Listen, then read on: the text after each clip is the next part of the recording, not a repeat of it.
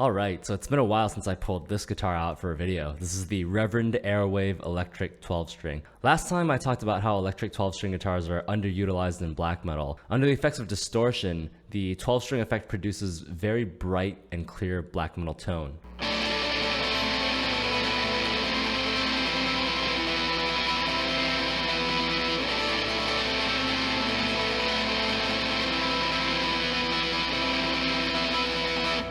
Since then, I've used this guitar a lot in my recordings, and I've learned a few lessons on how to further improve this instrument for black metal riffing. One of the issues with 12 strings is that the double string action puts a lot more tension on your hand and adds a lot more drag to your fingers compared to a 6 string using the same gauge of string. So the extra friction does slow you down compared to playing on a 6 string guitar. And it takes some getting used to in order to play precisely at very high speeds. But recently I found a way to improve this guitar, and it all started when I broke a string. The strings that you choose to put on a guitar can significantly impact the response that you get from the fretboard. The main issue that we're trying to combat here is friction, so this is actually going to be more of a physics lesson than a guitar lesson. I'm going to try and do this without showing any diagrams, but essentially in physics, friction is defined as the normal force multiplied with the coefficient of friction of the surface that you're moving along. So the coefficient of friction is pretty simple. It's an intrinsic property of the surface that's based on the elemental composition, essentially what it's made of, along with the texture of the surface. The normal force is the force that's exerted perpendicular to the surface during contact. So here's what that means. When I move along the fretboard, there's two actions. I'm pressing my finger down onto the string, and then I'm sliding my hand along the length of the string. So according to Newton's third law, every action has an equal and opposite reaction. When I press down on the string, the force of the string pressing back up against my finger is the normal force. Friction is created when I move along the surface, and the magnitude is defined as the normal force times the coefficient of friction. So there are a few things we can do to reduce the amount of friction on the fretboard, including the materials that we choose for the neck and, more importantly, for your strings, as well as the amount of tension that we apply to the strings. So let's start with tension. The amount of tension put on the strings correlates directly to the normal force. Essentially, the more that I have to press down on the string to get it to touch the fretboard, the more the string is gonna push back on my finger, and that's gonna increase the amount of friction that we get. So naturally, lowering the tension reduces friction and improves playing speed and precision, naturally. It also reduces the amount of strain you put on your hands while you're playing, which will also indirectly improve how we can play over the course of a long session. So what can we do to reduce the tension? Each string is fixed on 2 points, one at the bridge and one at the tuning nut. The amount of tension we put on the string is essentially how tight we pull the string to get it to tune to the note that we're on. But tension also depends on the elasticity of the string, and that's going to change as a function of the distance that we stretch the string. So like the more you pull the string, the more tension you're going to get the farther away until the string inevitably breaks. So one of the simplest ways to reduce tension is to lower your action. The less distance we need to press the string to reach the fretboard, the less normal force will be applied back to your hand. To make this point more obvious, imagine if my action was up here and I need to press the string down over, 5 inches to get it to touch the fretboard. Likely what's going to happen is the string will break long before I get to the fretboard, because of the amount of tension. So the converse is going to be true. The lower you get your action to the fretboard, the less force you need to apply from your finger to get the string down, the less normal force there'll be on the string, and the lower the friction you'll get. The problem with this solution by itself is that there's a limitation on how low your action can go. If you set it too low, then you're not going to be able to play at all due to fret buzz. The string is essentially going to sit on top of your frets, and that's going to dampen the ability of the string to vibrate. So the second option we have to reduce tension is our selection of string gauge. The gauge or thickness of the string determines what frequency the string is going to resonate at given a certain amount of tension. So what this means is that if we tune 2 strings of different gauges to the same amount of tension, the lower gauge string, the smaller one, will ring at a brighter pitch. So let's think about this the other way around. So on my 6 string, you can see back here, I play Ernie Ball Hybrid Slinky, which uses 9 gauge for the E string and an 11 gauge for the B string. So if I want to tune the E string down to the same pitch as B, you can imagine it's going to be way floppier. There's going to be much less tension on the string because the thinner string naturally rings at a higher pitch. Conversely, if I tune the B up to an E, it might break from having too much tension because the string is just too thick to resonate at the E pitch. And if I tune the B up to an E, it might simply break from the tension because the string gauge is too high to resonate at the pitch of the high E.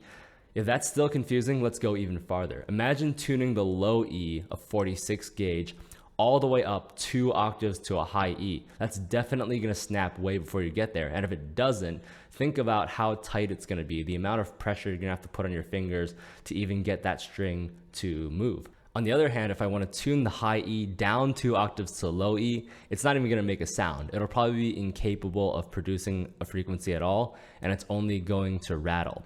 So the point of this is using lower gauge strings will reduce the amount of tension on the string, and therefore the amount of friction that your hand is going to experience when you're sliding up and down, which is going to make a big difference on a 12-string guitar where you're making both strings lighter at the same time. By the same philosophy, another thing you can do is detune your guitar.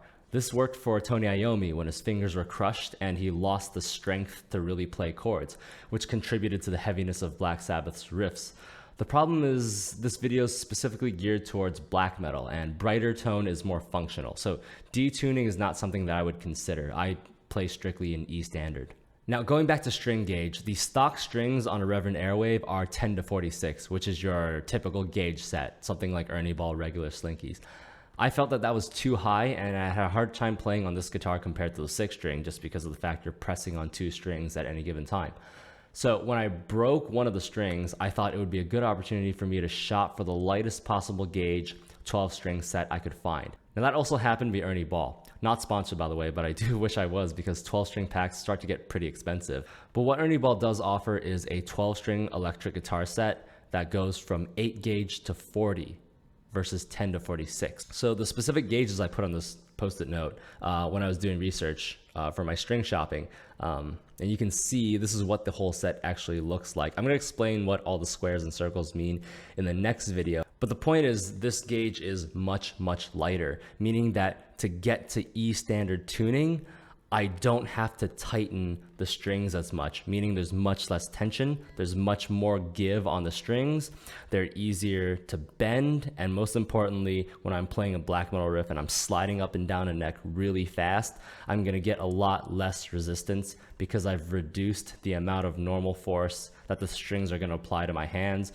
because I need to press down much lighter than I did before on the 10 to 46 gauge set. But I'm not finished yet. There are 2 things I reviewed in the physics lesson. First is string tension and how it relates to the normal force. The second component we haven't discussed yet is the coefficient of friction, which comes from both the material we choose and the texture of the surface. I don't really want to get into a discussion about different materials since anything other than steel starts to increase in price when it comes to strings. Once again, using Ernie Ball as an example, they offer other strings like cobalt and different alloys that may affect the coefficient of friction, but it's highly unlikely that it'll make a difference on playing speed, though it will definitely make an impact on your wallet. I have used cobalt strings before and I don't like them, so this is how you know this is not an Ernie Ball advertisement. It's just the strings that I choose to use, and I prefer to stick with just the regular steel strings for cost effectiveness. But when it comes to guitar strings, we can squeeze out a much bigger difference in playing speed by changing the texture of the strings. So the low 3 strings are typically going to be wound, and this is because of elasticity reasons. If I make a solid steel wire thicker and thicker to get that lower frequency, eventually the string isn't going to be elastic enough to actually bend and tune up. It'll go from being a very flexible wire like this to essentially a stiff steel rod. You're not going to be able to get it in a tuning nut, and you're not going to be able to turn it around. It's just going to break. So the way that basic electric guitar strings are constructed, at least for the lower ones, is you take a thin steel wire, just like any high string, and then you take another metal wire, like another high string, and you wrap it around. And what that does is it makes the string diameter thicker, it makes it resonate at a much lower frequency, so making it perfect for a lower string, but it maintains flexibility because you have a very thin string in the core, and then you have loops of a string that are going to bend as you move, which is why these strings don't break. So I'm going to switch to this diagram here, and you can see what I was trying to convey earlier. You have a thin steel core, and then you have another wire wrapped around it, and both the thin core is flexible, and these kind of divots that wrap around that core are also flexible. That allows the string to bend without breaking. If I had just a steel core that was the same diameter as this string, it would just essentially be a metal rod. So there are different types of strings that you can use to wind around a core. If you use a regular cylindrical wire like this, you're gonna get what we call a round wound string, which has these divots. They give us a very nice pick scraping sound, and they also create a whole lot of friction when you run your fingers down along. An alternative option are flat wound strings. These use a different design, and the result is you can see that this surface is actually completely smooth. Here's an example of what these strings look like in real life. These are the conventional standard strings that you're used to, and this is a flat wound string. This difference in texture significantly impacts the coefficient of friction, and I'm going to show you what this sounds like on my guitar. So right now I have flat wounds on this 12-string guitar, and the difference in texture is such that I really don't feel anything when I'm sliding my hand up and down this fretboard. If I go to my guitar and I slide down the low strings, as I move down, I can hear some screeching and I can feel a lot of resistance on my fingers.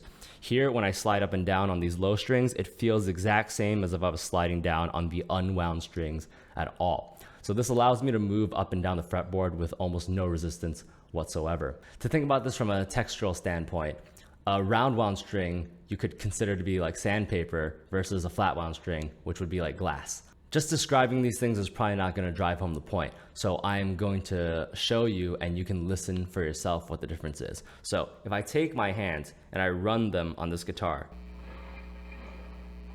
you hear very, very little noise coming from my amp. My guitar is on right now. Now watch as I take my fingers and scratch them up and down these strings. So you can hear the scraping, but it's probably not what you expected, right? For demonstration purposes, let me plug in my 6-string guitar with the round wound strings and do the same thing. So listen to what happens when I run my fingers on these strings. That's a lot more noise than I was getting before on the flat wounds. Now if I take my nails,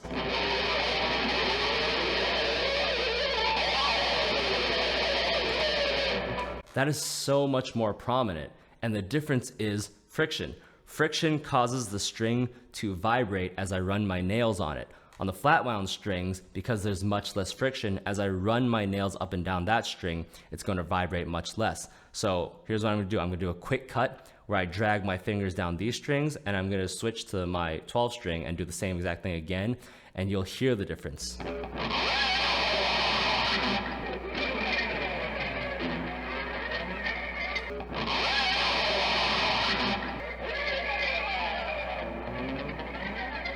That is absolutely a massive difference. Now, there is one additional effect that you do get from flat wound strings, that is they produce a much duller tone. So for bass, that's perfect. It's what I want, and that's where I was first introduced the idea of flat wounds, because I do use them on my bass, because I like the feel. On a guitar, for black metal, it can become problematic. So slapping on flat wounds will reduce the overall brightness of your tone. It goes back to the same reason that I wouldn't want to reduce tension by detuning. Sadly, I didn't have the foresight to do a tonal comparison video, but I will tell you for sure the difference is noticeable if I compare the round wound E to the flat wound E. I would never put flat wounds on my 6-string guitar, even though I actually love the feel, and I've considered switching to max my playing speed, but the tone is just simply unacceptable for black metal. The reason why I think this works on a 12-string is that the extra brightness of the high string pair, right? The extra brightness it adds, I think it compensates well enough for the fact that flat wounds will dull the tone of the low string. So the brightness is still prominent. In my recordings, I find that this Airwave with flat wounds is still brighter than the RR3 with round wounds. So it's perfectly compensated. So to summarize, the biggest issue with 12-string guitars is that they are slower to play due to increased friction you get on the strings and the fretboard compared to a 6-string. By reducing the string gauge and tension and also applying flat wound strings to the bottom 3, I've been able to counteract that with a slight cost to my tone, but still get a result that's very acceptable and preferable for playing black metal riffs. Flatwounds do feel different and you're gonna need an adjustment at first, but it's gonna be the same way that when you go from a 6 string to a 12 string, you're gonna need an adjustment anyway. So I don't really feel much of a difference. And actually with the switch to flatwounds, as I play this guitar, I feel that it's almost exactly the same as playing on a 6 string guitar. So I've been doing a lot of talking. Let me give you an example of a riff that I found to be incredibly difficult on this guitar's stock round wound strings. It's from my own song Tempest off the album Return.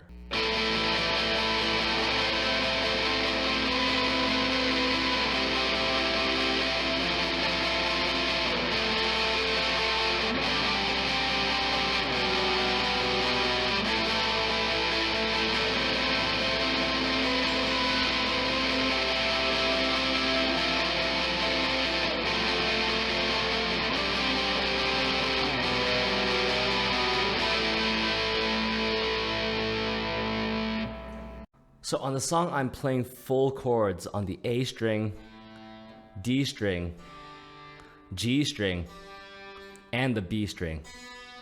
So that's 8 strings total, 2 of those strings being wound.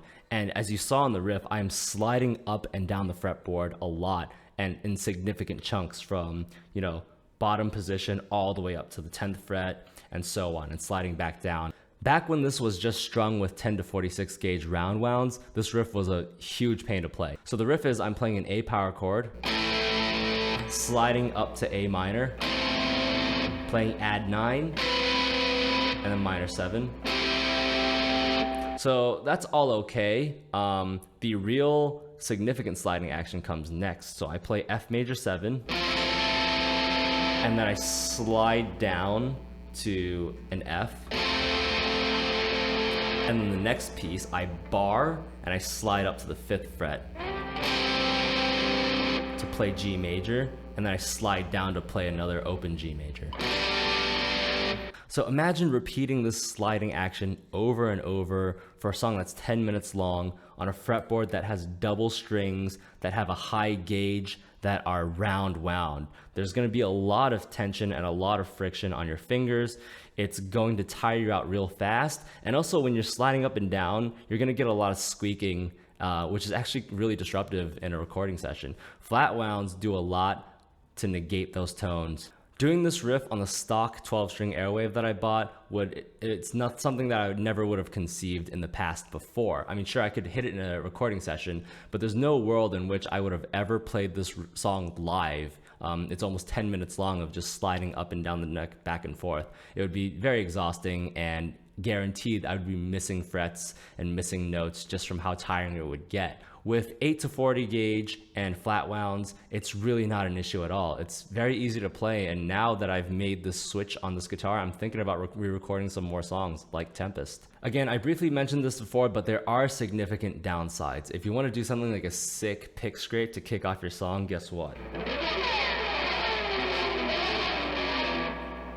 You can hear it, but it's not that same impact that you heard earlier when I was scratching my nails on the round wound strings. Pick scrapes and flat wounds do not go together. So even if you are a black metal guitarist and you're thinking about switching to a 12-string electric as your permanent primary rhythm guitar, it does still pay to have a guitar with round wound strings, maybe even a 12-string guitar with round wounds, just so you could do things like pick scrapes and have just like a slightly different, crunchier tone. Honestly, I love the feel of flat wounds so much I would totally put them on my 6-string if not for the dullness on the tonal side. It's definitely something that everybody should try out. It might not be your flavor, but I personally think that they feel very great. And for the purpose of recording my music using this guitar, it solves all the problems that I had before I switched.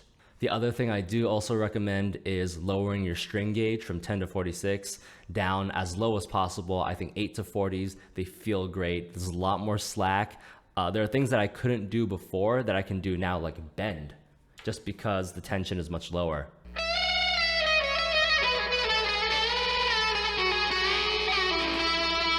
And actually, the reason that one of my strings broke in the first place is I was using a cloth to wipe them and I barely lifted the string above the neck, like maybe this much, like, what is that? 3 millimeters, and the string just snapped. Now the thing is, you can't just walk into a store and buy a pack of 8 to 40 gauge strings that have flat wounds at the same time.